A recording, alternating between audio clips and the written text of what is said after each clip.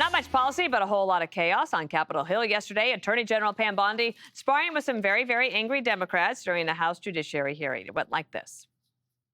Excuse me, I'm going to answer the question. Answer my question. No, I'm going to answer the question the way I want to answer the question. No, I'm talking. No. I'm if they're talking. not privileged, Quiet. don't. You can let her filibuster all day long, but not on our watch. Reclaiming? Not on our time. No way. Reclaiming? And I told you about that, Attorney General, before you started. You don't tell me. Yeah, I anything, did tell you because we saw what you did in the Senate. Lawyer. Shame on you. If you had any decency, you would resign right after this hearing concludes. The Dow has shattered 50,000 for the first time. This is crazy. They said it couldn't be done in 4 years. One of the worst attorney generals in history. Crockett. All right, things might have been loud, but that didn't stop Congressman Jerry Nadler from getting a little shut-eye. Yep, video catching one of his aides nudging him to wake up. He had things to do. Wake up, Brian. I'm up. Everything is devolving. The day before, you had Todd Lyons and Rodney Scott. They just were being screamed at the entire time. I just like to ask everybody in the room, what is your job? I mean, is your job to solicit answers? Is your job to make progress? Are you looking to learn something? Or are you just looking to raise money? Because, okay, we're playing the clips because it's so out of control and embarrassing. And the thing is, for the most part, you had Todd Lyons and Rodney Scott kind of sit back and take a lot of incoming that was totally unworthy because a lot of that wasn't their policies at all. They were being yelled at for ICE, and they were mischaracterizing what ICE was doing for another time. But here in Pam Bondi, they're talking about the Epstein files.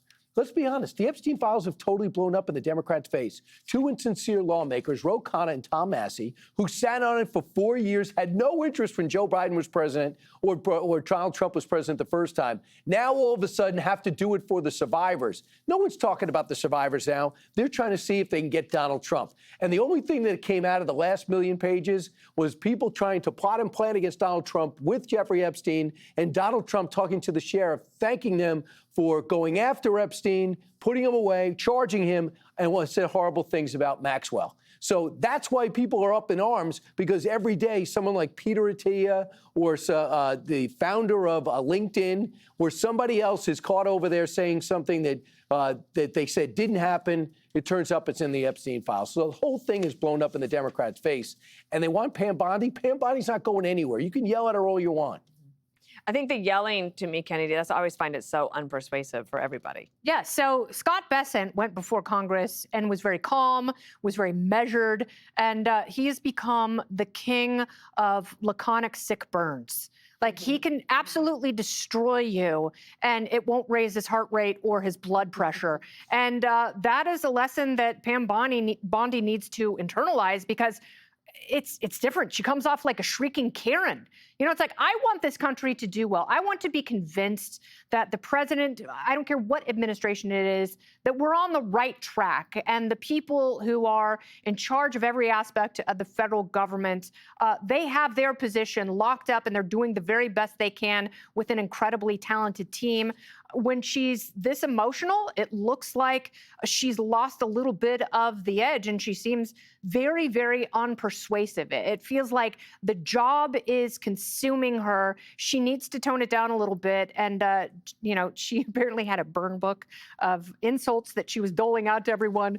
And when she said to Jamie Raskin, who was a total hack, when she said, like, you're not even a lawyer, he should have said, you're not even a real blonde. That would have been funny. But he doesn't have the wherewithal. He shouldn't be in Congress. That's why he's never in Gutfeld. Scott Bessent might have been able to deliver that line. Amen. The other thing is, Jesse, that we noticed once again at these hearings, that when you take the shot of the members of Congress that could have been there, a lot of the seats are vacant. The ones who are there are the ones who are trying to raise a little bit of money for their bases. So Eric Swalwell was there, Jasmine Crockett was there, and they're in primaries. Sure. The situation is like this, Dana Perino.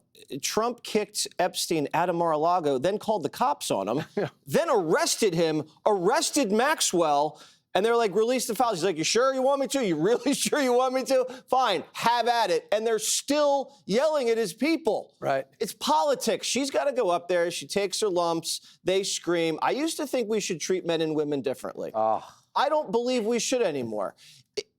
You cannot yell at a woman the same way you yell at a man. It makes you look worse. Everybody agrees with I have me. to change my whole strategy with Jessica. No, please keep doing that. We love that. You get an exception. But if you read the Epstein files, and the Journal's done a great job of this, Epstein got his money from 2 Jewish billionaires, Lex Wessner and Leon Black, and a little bit of money from the Jewish banking dynasty, the Rothschilds in Europe. And it looks like he's mostly just a fixer, a guy who advises. He helps people with their problems. Sometimes those problems are, you need a girl. Or some penicillin. Or some, if you need it, he's got it. He's a sex rabbi. He should perform at the halftime show next year. Yes. Well, that won't be happening. Yep. Something happened at a jail not too far from Hanging here. from a noose. Greg, what do you think? Well, okay, since when did these drama queens ever care actually about the Epstein case? When Biden was in charge, there's no moral imperative behind this righteousness. It's only political, obviously, theater. I want to paraphrase the great Walter Kern, who said, thinking that politicians control the narrative is like believing actors wrote the movie. So this is just some kind of script. This is scripted. There's a director. Everybody's playing their thing. I don't really get that beat up about this for a couple of reasons. One, I see these hearings as the same old crud. Maybe after the Kavanaugh hearing, that kind of like fixed it for me. It was just a turning point. So I don't really have any investment in this. I imagine that for people who don't follow politics, this is like watching a hockey fight. It's just like something that's like, ooh, what's going on over there? Also, and I hate to say it, a lot of these people are auditioning for my seat.